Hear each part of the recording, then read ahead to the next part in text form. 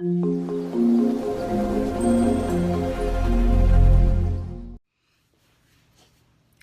everybody, and welcome to another episode of AndersMillknits.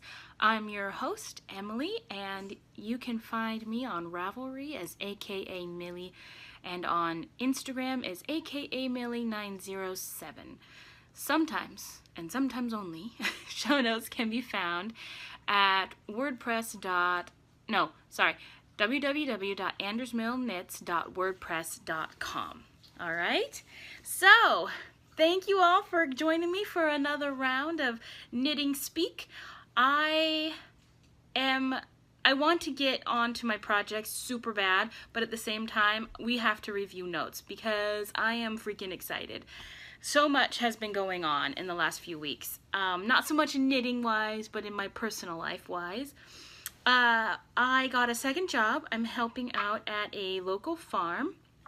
And they have a festival, a pumpkin festival every year, and so I've been helping out there every weekend. Sorry, petting Watson. You can't see him, but he's right in front of me.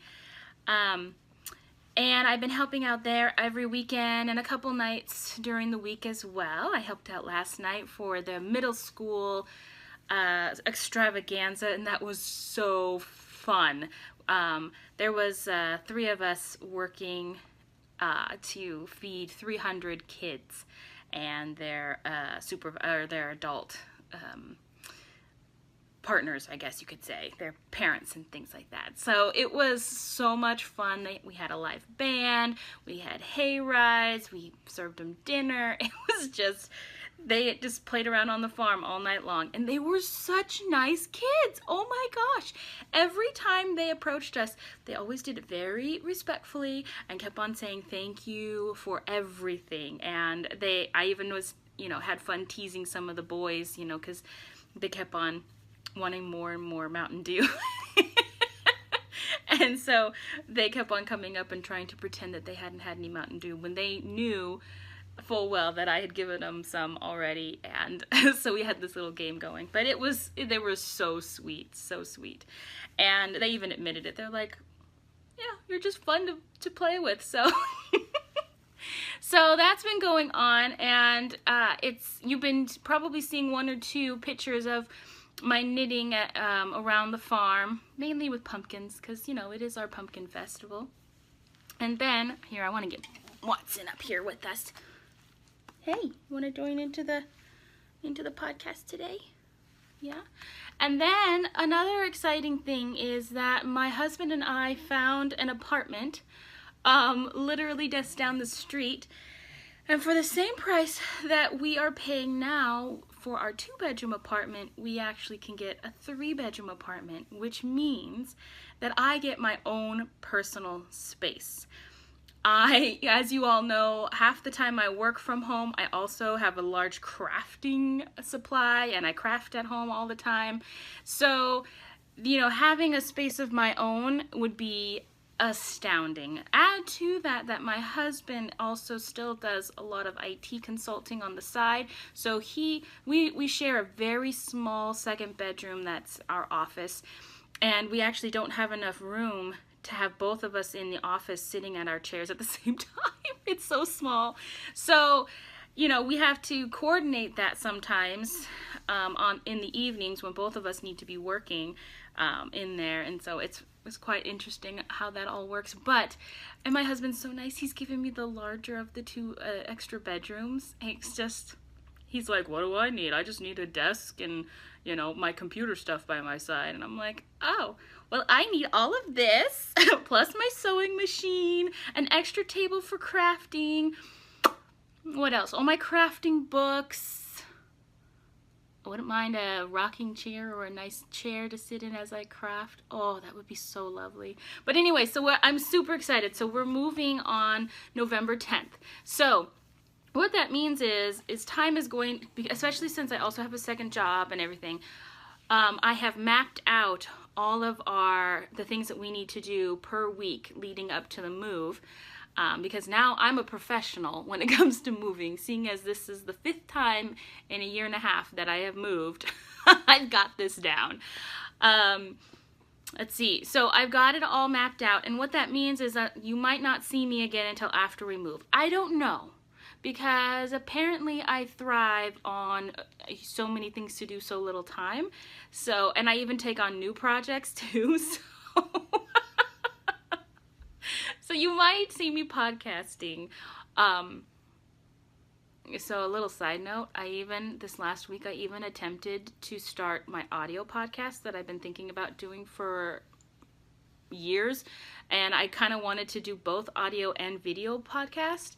And I tried to do it, and I did. I recorded an entire episode, except I did it on a program that will not allow me to export the files into another program so that I can edit it and put it all together, all the different segments together, and then publish it. They want me to do it all within theirs, and it's just not working. So that's now junked. But it was super fun just to record it, period, you know? So anyway, so that's an example of Emily taking on more things, even though she's got so much to do. I'm working probably about 70 to 80 hours a week right now. That might be about right. So, you know. Life is short, though, and I'm really enjoying both of my jobs. They're just so freaking fun. So, and then the other exciting news is you might have noticed on Instagram this last week, I posted on there my gratitude towards insulin. And I got a great response from that. Thank you guys so much, especially Chris Loves Wool. Your insights into that have been amazing. So I just got off the phone with my doctor, my PCP, this morning, having a very frustrating conversation with them. Apparently, I have had diabetes for more than 3 years, but I have only been diagnosed for 1. And I've only now been on a medicine regime that's actually helping me for 3 weeks. So take this into perspective. I went through my entire master's program with undiagnosed diabetes. And I went through my first official job as a counselor with undiagnosed diabetes. And what that means is that I was struggling and suffering under an extreme amount of duress. So stress makes your diabetes worse, and emotional duress can worsen it as well. Then also, but on top of that, when your diabetes is not controlled, your brain functioning goes way down. It's like you're living in a fog. You're always feeling as if you're not really connected. And you, any kind of emotional strain that you're under worsens. So my depression that I've suffered from my entire life, it's a well-known fact, so it's all good. I work on it daily, and you know, a lot of great things have come from me having depression, so I wouldn't trade it for the world. But that got worse. And then, let's see, any other health problems that I had that on the normal scale were compounded 10 times by the diabetes. On top of that, my glucose levels were going like this. So I could have mood swings. I could have, there were a couple times I wouldn't say I went into a comatose type state, but I would go so far down in my glucose levels that I would be woozy and falling asleep and not able to function. But of course, I didn't know what was going on, so I was always frustrated and going to the doctor and not understanding anything. So, anyway, I just got put on insulin 3 weeks ago, and this week is the first week I have felt clear-headed and like I'm back to being Emily. I am beyond excited. I cannot tell you how energized I feel because of just being able to have a clear thought, a straight thought in my head, being able to have words at not just at my fingertips, but at the tip of my tongue, and being able to express myself and actually feel productive in my work and in my personal life. I feel like Superwoman right now. Now, I'm not in a manic stage. Don't get me wrong on that. It's just that I have been working at such a deficit for so long that right now I just, so my baseline for the last 4, who knows how many years, has been down here, but my normal Emily baseline is up here. And I finally feel like I'm back to my normal Emily baseline. Well, okay, maybe a little bit under, because I feel like I still have a ways to go, because, I'm still working on my health. If you've noticed, my cheeks have gotten chubbier, and my tummy's gotten bigger because I have gained 10 pounds in the past month and a half, and that's due to my grandmother passing away, emotional strain, work stress, and then going on insulin as well. So, and I haven't been able to exercise as much as I normally do in the past 2 months, honestly. So all of that, insulin does make you gain some weight. So I can put some of it at that, but the rest of it, is at my door. But I don't care because I feel freaking awesome. So I'm good. I wake up in the morning and I'm well rested. I don't feel like, because see, the thing is, you can be excited about your work, but still be unable to get out of bed in the morning because you are so exhausted and you can't hardly seem to find the energy to even lift your head off of your pillow. And that's what diabetes did to me. And all day long, you just struggle to keep your eyes open and to be present in the moment because you're just kind of, out of it at all times. Watson, you want to come see Mama? I think he's getting into some stuff. So, come here. Come on. He did get into some stuff. He pulled some of the toilet paper off of his daddy's toilet roll. I'll leave that as a present for Chris when he comes home. So, but right now, I'm waking up in the morning and I'm so freaking excited. This morning, I actually slept in a little bit. I slept in until 7:45 this morning. And it wasn't because I needed to, and it wasn't because I felt like I couldn't get up. It was literally because I felt like my sleep was so productive that I just wanted to continue the process for just a little while longer. Well, okay, 2 hours longer, but still. And it was amazing. And my husband is very supportive. He's always like, yeah, sleep in. I mean, for heaven's sakes, you work from home. So, watered down diet peach tea. I always have to add in a lot of water. And this doesn't even look like I've added in a lot of water. But the peach tea was down here. And then all of this water. Because it's just too strong for me otherwise. But anyway, so that's what's been going on in the last couple weeks. So that's 13 minutes of me going on and on and on. But I just wanted to share all the exciting things. So why don't we get into some knitting content? Now I have no case notes, no finished objects. But, last time I did have 4.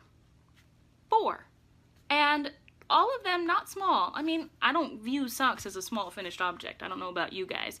But they were pretty good socks. Sweater, shawl, and 2 pairs of socks. Come on. So this week, though, I do have some progress on the one leftover that I have been currently working on. There are things in the sidelines that I'm not working on, but of the things that I'm working on, I do have progress on Chris's Christmas socks.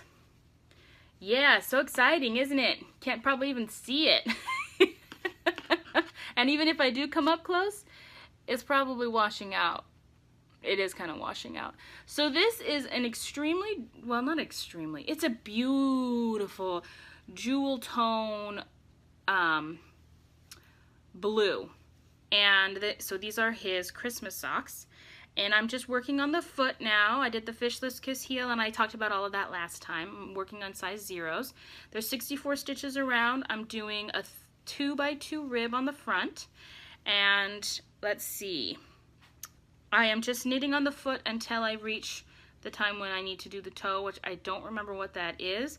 So either A, I need to get out another pair of his socks that I finished and I know that fit him well, or B, I need to look at some old project notes on Ravelry to see if I've got it on there. Now, what am I knitting this out of? Malabrigo in the Diajour colorway. And this is the kettle dyed pure superwash merino wool. And it's their sock base. It's got 440 yards on a 3.5 ounce. Wow. They don't do a 4 ounce bump? I didn't realize that. So I guess I only got 3.5 ounces here. I kind of feel a little gypped at the moment. You know, what's interesting though is this does not feel like really thin or look like really thin sock yarn. This is a nice plump sock yarn, and yet they're still saying I have 440 yards on a 3.5 ounce skein. Interesting. I don't know how much I believe. I don't know. But it doesn't matter. I do love it. Malabrigo is one of my favorites to knit with. I'll admit it. They're one of the bigger box chains. Well, I guess you would call them a box chain of yarn stores. I mean, you wouldn't term them with Lion brand. But as far as hand-dyed goes, they're one of the bigger guys. So then so that's my first sock. Then I just decided last weekend that I needed another sock to cast on. And so I closed my eyes and I stuffed my hand into my self-striping cubby hole. And the first thing that I pulled out was what I would knit on. And that is my Intrepid Otter. Hi, Cat. I love you, Cat. You're amazing. In her puddle jumping self-striping colorway. And she's a local dyer and farmer. Well, local as in she's close in the Northwest. She's actually in Washington. And I visited her farm last year with my husband. Or no, this year. And I just love her family. Her whole farm is just magical. Everything about Cat is magical and so low-key and easygoing. It's just great. So I cast on that. And so this is what I've got. And you guys have really liked this on Instagram. So it is, here's the gray and then the rainbow colorway. And so she calls it puddle jumping, which I love the name of. And I just call it my rainbow day socks or something like that. Or stormy day. How about that? Stormy day socks. So I'm knitting this on actually US size 1s. I accidentally pulled out my US size 1s because I was just in a hurry and I wanted to cast it on. And I'm knitting this on 60 stitches around. And so at first, when I first started knitting this, I thought, oh, this is going to be too big because I'm knitting it on US size 1s. And I've had to go down a needle size in order for them to fit me correctly. So I was like, oh, I'll just do this for my best friend. She's got a little bit, she's got really strong calves. She's I would call Tasha very athletic. But she's plumper like me, but she is very athletic, so she's got a lot of muscle. And so her ankles are a little bit wider. Mine are very dainty and small, like almost childlike, which is really weird to see these little toothpicks on top of a blueberry, on the bottom of a blueberry. But anyway, I tried it on and it fits me, so it's not going to fit Tasha. Darn, I'm going to have to keep them for myself. Aww. So I decided I wanted to do a super happy contrasting heel and toes. So I got out my minis and I decided on 2 colors. That is not it. So my 2 colors, Turks and Caicos from Knitted Wit and Study How. Study who? I have no idea what that says. That H-U-I? U-U? Does it say on here? Oh, Study Hall! Those are 2 L's and an A and an L. I don't know why this was, I guess highlighter yellow. I get it. I'm with it now. So these are the heels and these are the toes. So I've got the heel done on this and just working on the foot, and I get to work on this when I'm at the farm when I'm not super, super busy. So I've been working on this as I walk around the farm, answering people's questions, helping point them the way. When I'm doing admissions, I have no time whatsoever. I don't even have time for a bathroom break or anything, but it's okay. I love it. So that's pretty much all been done, excluding the heel. I did that one night when I got home, when I was home from my regular work. I did that. Wow, look how bright that is, right? I love it. Anywho, so I am combining 2 local dyers to me in the Northwest. Watson. So we've got Intrepid Otter and we've got Knitted Wit. Both dyers that you should look into. So, and Intrepid Otter, she uses a Nostipin and she puts them in a ball like this. And I had a little bit of yarn barf, but that was my problem, not hers. So I'm going to town, baby. It's awesome. Hopefully I'm going to get some knitting on this done this weekend. Then I cast on 2 more things, 2 sweaters. We talked about them last week and about how I was going to we talked about how I was going to cast them on. So the first one is the Chimera, and the Chimera sweater. And there is no way you're going to see the gorgeousness of it in this black and white picture that I printed off. I love this sweater. It is of a construction I have never seen before. Yeah, literally never seen before. And it's been a hoot to knit on so far. So this lady, Carol Feller, which I think people know a lot about her, she has designed this sweater to be mimicked after it's halfway between a knit along and a mystery along, but there is no mystery. See, you know what you're getting at the end of it, but every week or every couple of weeks, so depending on how big the clues are, she's sending you one pattern or one part of the pattern to work on. And so I found this so invigorating this week because I didn't have the entire project to work on. I had just this small amount right here, and when I was done, and I had to put it away. I couldn't work on it anymore. And so for me, this actually worked really well, a lot better than the mystery shawls that mystery alongs or mystery shawls that I've done in the past. Because in the past, when I've worked on mystery shawls, I've always been so nervous about, I don't know what this is gonna look like, and I'm really scared. Did I pick the right colors? Is this all gonna go together? And I don't know how big the clues are and how much work this is going to be. So it's this huge stress ball, you know, for me. Whereas this one, not at all. I mean, she sits there and says right here, oh wait, where does she say it? Maybe it was in our email letter. Oh, here we go. Clue 1. I hope you're all ready to get started with clue 1. This is going to be a short clue as it's the upper back panel. Because this is a shorter clue, I'll be releasing the next clue in a week. So, like, Carol isn't leaving us hanging. And oh my gosh, on the group page on Ravelry, there's so much discussion going on. If you have any questions, you can just go right there. So I didn't feel left out in the cold. I felt no pressure. It was just awesome. So far. So this is clue 1. You want to see how big clue 1 is? That's it. And it's so pretty. Look at it. Oh, I love this stitch pattern. I love textured sweaters. But I don't love cabled sweaters because cables are too big for my large upper body. So textures like this is just enough for me. So it's so 3-dimensional, isn't it?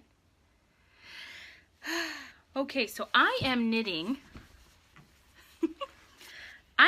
this sweater out of Knit Picks in the Capra DK weight in the Topaz colorway. And I love this color. It's like this nutmeggy color, and I'm hoping it goes really well with my skin. It's got some goldy undertones, which might not be the best for me, but at the same time, I don't know. I think it'll be good. I think this would be perfect for a dark blonde or a redhead. Oh my gosh, this would be so good for a redhead. So, but I'm hoping it will go well for me. So, this is it. This is all of clue 1. And so this is the back panel. It's going in the middle of my back. Okay, let's pretend my front area is my back. So it's going to go right here in the middle of my back. And then the sweater is going to triangulate out from there. Right? So cool. So I'm just waiting for clue 2 to see what's going to be next. So I am knitting, oh, I forgot to mention the size of needles. So that was a US size 7. Now the pattern calls for a worsted weight, but I found that I got gauge with my DK weight, so I'm good. Alrighty, so that's one sweater. And then my second sweater, I had to pull out another bag. So this is in my, what is it? I keep my yarn in my stash. This is a Gnome Acres bag that I got. I don't know when, years ago probably. But this is, I printed off the wrong pattern. This is also my Chimera pattern. Whatever, folks. Alright, so this is my something pattern. It's gonna go right here. I think this, nutmeg ginger. I got it! See? Brain is working now. And all I did this week was my swatch. And I got gauge again. I did not wash this or block it, but I'm really confident in it. So I'm good. So I'm gonna cast it on. The only reason I haven't cast on this is in my Miss Babs Yowza What a Skein base in the Rainforest colorway. The only reason I haven't cast this sweater on is because it calls for that invisible, the tubular cast on. And I've never done that before, and it's really daunting to do that for the first time ever on a large project like this. So I've watched a lot of videos on it on YouTube, feeling pretty confident that I understand the technique. It's just sitting down and doing the technique that has kept me back from it. It'll be okay. I'll get to it though. But I can't make any promises of when. I keep telling myself every day, today's the day, and then I don't do it. I just don't. I either do extra work or I don't knit at all because I don't know. I really like knitting and everything, but maybe working 2 jobs is kind of exhausting me a little bit on that end. I mean, I don't feel exhausted. I feel awesome. Maybe I just, when I'm sitting down, I just want to sit, you know, and veg on TV or something instead of actually having my hands busy at all times. So, okay, so in other crafty news, I am working diligently, or so, on my swap partners mini skein swaps for the 24 days of cheer. And so I'm putting them on little plastic bobbins, which is actually kind of difficult to get 7 grams of yarn on a plastic bobbin, but I figured out a technique to do it. And so this, and then I'm attaching a little tag that I'm handwriting on, and this one is in my Lolo Did It in the Pretty Young Thing colorway. And so I'm marking all of them like that. And then I had a crafting fail. So you guys remember I showed you the tablecloths that I was thinking I would cut up into little templates and make pockets out of to then hang on like a laundry line for them to get into. So here's my pocket. I tried it. It's just not working.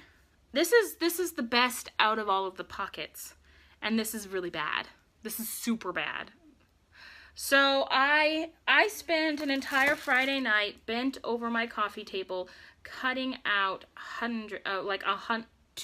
couple hundred squares out of the green whatever, and I still just couldn't get it. So I've decided on a different tactic, but this is not going to waste. So just a minute and I'll tell you about that. So I decided I would research some more, and what I found is that I could get one of the skeins into one of these little bubbly type, if I can get it closed. I don't know how to get it closed at the moment. There we go. I'm getting it. I'm probably doing it wrong. So, it's in one of these guys.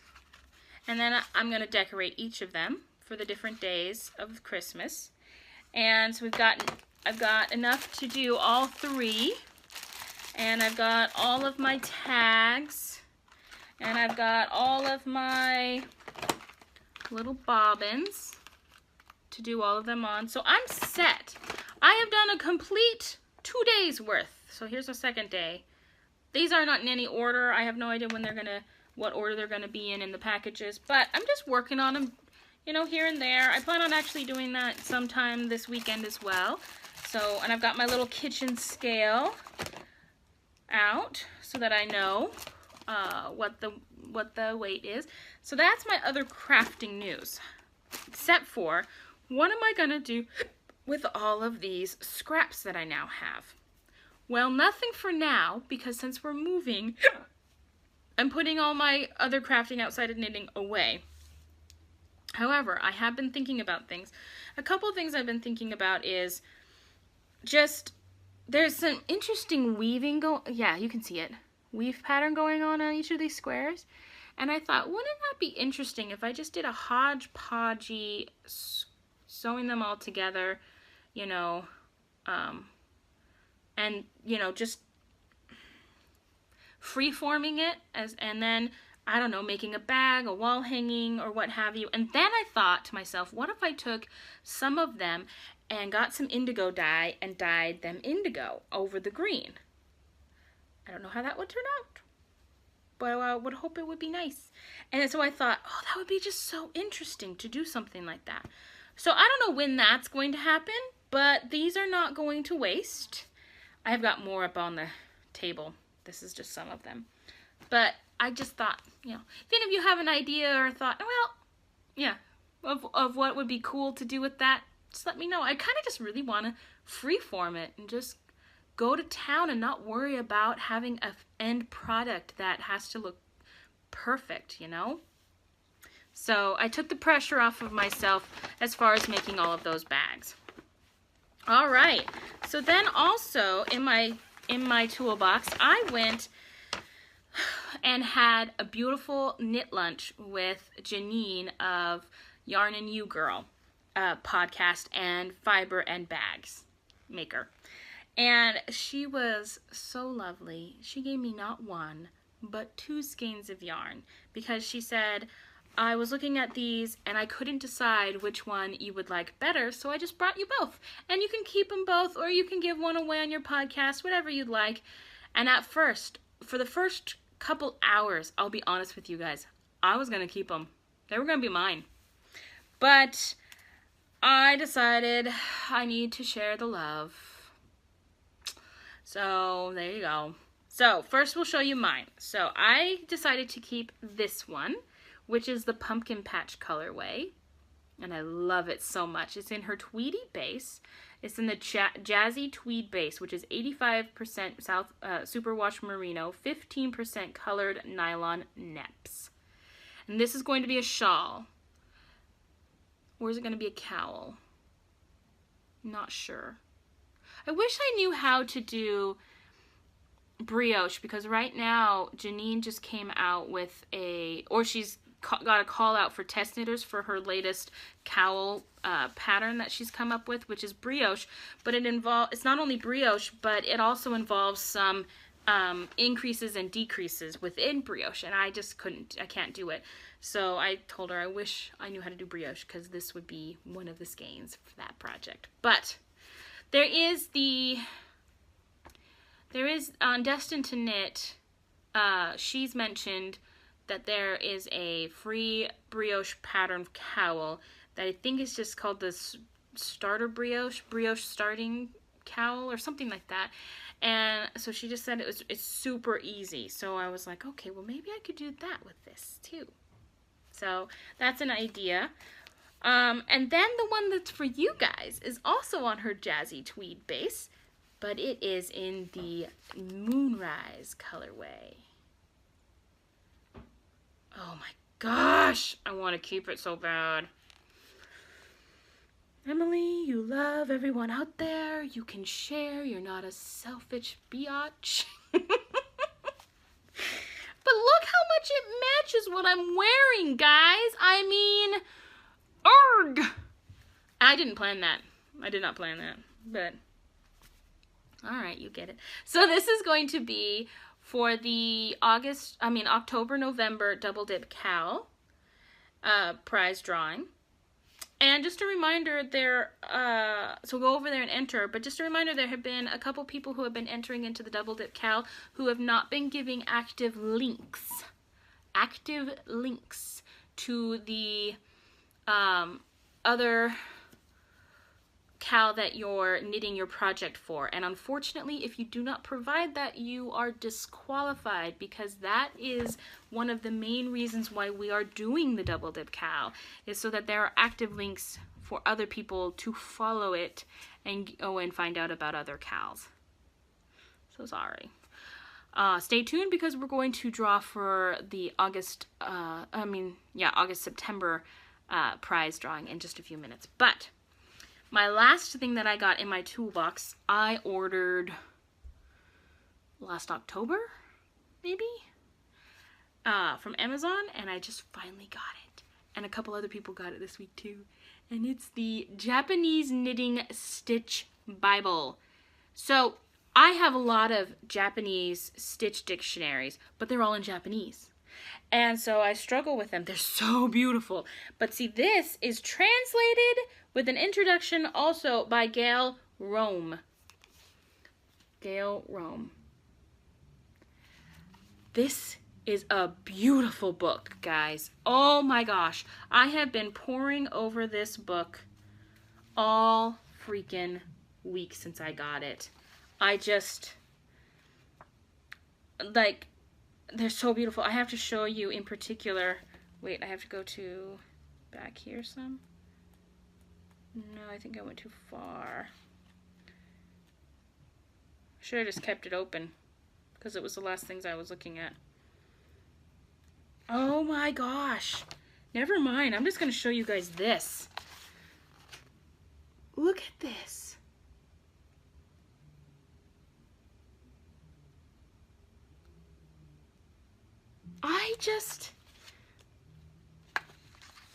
I cannot express to you how much this makes my little crafter's heart go pitter-pat. And there's a section in here in which they use beading. Oh, she's got even an edging. I didn't even get to the edging part yet. But, oh my gosh, it's so beautiful. She's got this section in here where they're using beads within the knitting. Okay, let's see if I can just find it by... Okay.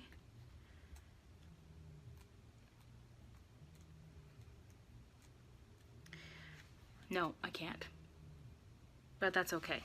But they're using beads within the stitches, and it's done in such a way that I haven't seen before, and it just is so delicate and so beautiful. I wish I could show it to you, because you guys are enjoying just watching my face, not even looking at you, aren't you? Of course, Emily. We just love seeing your face, period. Anyway, so the Japanese knitting book, Stitch Bible, I'm going to be using. It has got over 260 patterns, stitch patterns in here. And then she's got a section about how to combine some of the stitch patterns in it. And then she's got sections on, say for instance, how to make them into a yoke for a sweater, or with the increases that you'll need, or the edgings, or then she's got, well, she's got all of that. And okay, so there are no written instructions in this. You have to know how to read a chart. And in fact, I'm not even sure if she does. She does give a chart legend at the beginning of the book. I didn't notice that. I went straight to the stitches. So I am really looking forward to working with this book. So let's just see what she says. The world of Japanese hand knitting draws more and more Western knitters every day, with good reason. Japanese designs are innovative and yet elegant, filled with fine stitch work and beautiful detail, a feast for any knitter. And yes, Japanese knitting can be challenging. As with any new method or technique, the differences take some getting used to, but you will find that the graphic format of Japanese patterns is quite accessible once you understand certain conventions. The results are extremely satisfying and well worth the effort. In the meantime, this style of needlework will become second nature. So then she goes on to explain some of the techniques that are used that are different. And then she also said that she gives a list of the books that she took the stitches from and translated from. And then she explains a little bit more about the charts themselves, because there's a lot of things within the charts, stitches that the legend explains, because they're different stitch markings than we're used to. So Japanese knitting is different, honestly, than American knitting or Western style knitting, for good reason. And she's right, this is very graphic and I just love it. I think I'm going to try and design another design. I'm going to try and utilize some of these stitch patterns in some work coming up in the new year or sooner, just after we move. I've got some ideas percolating in my head for some fingerless mitts and some socks and things like that. So, you know, that'll happen. Okay, guys. So the last thing we've got to talk about is our prize for the August-September Double Dip Cow, which is a skein of the yarn or a tail kettle colors, which is one of my favorite colorways. I've been saving it for a long time, but you know, I thought I would send it on to you guys. And this has 70% fine wool and 30% nylon sock yarn, heavy fingering weight, a 3.7 ounce bump, 450 yards. And it is scrumptious. It doesn't feel like it's got any, it's a little bit rustic, but it's not, if that makes sense. Because I don't think this, oh, it's got some veggie matter in it still. It's not gonna be scratchy on anybody. Yeah, it's not gonna be scratchy on anybody. But it's so beautiful. I don't know if she's still dying or not. So the winner of this was actually number 17 in the thread. Random.org picked her, and that was Shetmer, S-H-E-T-T-M-E-R, and that is Sarah out of Ann Arbor, Michigan. And so Sarah, if you'll get in touch with me, send me your address, and yeah, that's really what you gotta send me. PM me on Ravelry as AKA Millie, M-I-L-L-I-E, and I will get that out to you. So there's that, and then just remember, there's a theme going.